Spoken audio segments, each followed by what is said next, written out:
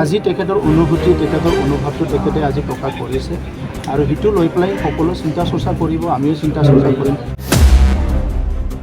মাজত সমন্বয় আৰু শান্তি এতিয়া ঘূৰাই আহিছে।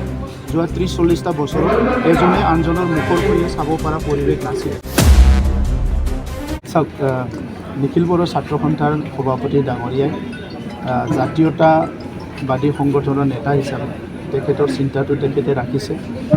এই যোৱা 1967 পৰা নিখিল বড়ো ছাত্ৰ সন্থাই বড়ো জাতিজনক লৈ পেলাই সংগ্ৰাম কৰি আছে, বিভিন্ন কাম কৰি আছে। গতিকে আজি তেখেতৰ অনুভূতি তেখেতৰ অনুভৱটো তেখেতে আজি প্ৰকাশ কৰিছে আৰু সেইটো লৈ পেলাই সকলো চিন্তা চৰ্চা কৰিব, আমিও চিন্তা চৰ্চা কৰিম।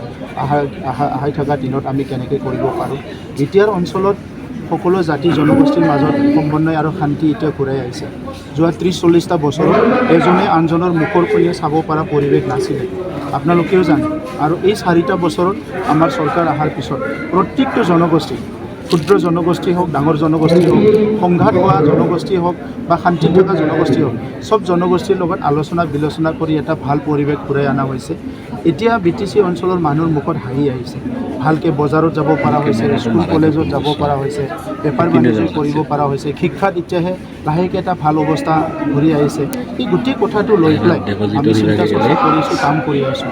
কেন্দ্ৰীয়ত আজি নৰেন্দ্ৰ মোদী ডাঙৰীয়াৰ চৰকাৰ চলি আছে, ৰাজ্যত ডক্টৰ হিমন্ত বিশ্ব শৰ্মা ডাঙৰীয়াৰ চৰকাৰ আছে আৰু কাউন্সিলত আমি চৰকাৰ চলাই আছোঁ। চবেই মিলি পেলাই BTRটো গঢ়িবৰ কাৰণে চিন্তা কৰিব লাগে আৰু এটা সুন্দৰ পৰিৱেশত আগবাঢ়ি যাব। আপুনি কি চাওক, ৰাজনৈতিকভাৱে এক হোৱাটো খুব কঠিন হয়।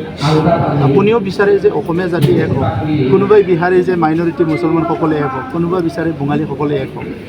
এইটো চিন্তাটো সকলোৰে থাকে, কিন্তু ডেম'ক্ৰেটিক কাণ্ট্ৰিত পলিটিকেলি বহুত সময়ত ডিভাইড হয়। কিন্তু আমাৰ চিন্তাধাৰাবিলাক কোনো নেগেটিভ হ'ব নালাগে, এটা পজিটিভ লাইনত আমি আগবাঢ়িব লাগে। কথাত এইটো হ'ব পাৰে, তেখেতক কোনে লাট মাৰিছে এইটোতো আমি দেখা নাই, কিন্তু লাট মাৰাটোতো কোনো দেখা নাই নহয়।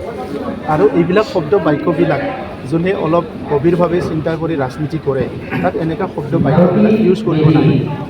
এইবিলাক শব্দ বাক্য যোনে একদম তৰল চিন্তা কৰে তেখেতসকলৰ মুখত ক'ব পাৰে, আৰু কোনোবা চিন্তা কৰিব পৰা চিন্তাশীল ব্যক্তি, বুদ্ধিজীৱী তেখেতসকলৰ মুখত এই লাট মাৰা কি মাৰা এই শব্দবিলাক আহিব নালাগে।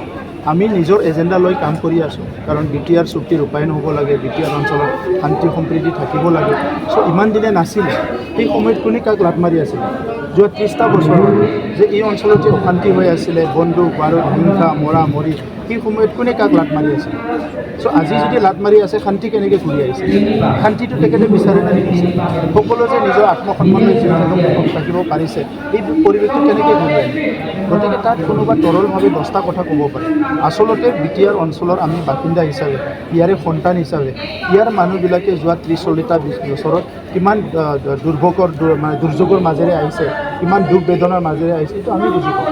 ৰাজনীতি কৰক, চবেই কৰক, এইটো ক'ব লগা নাই, কিন্তু পৰিৱেশটো নষ্ট কৰি যাতে কোনো ৰাজনীতি নকৰে, মই এইটোৱে আহ্বান।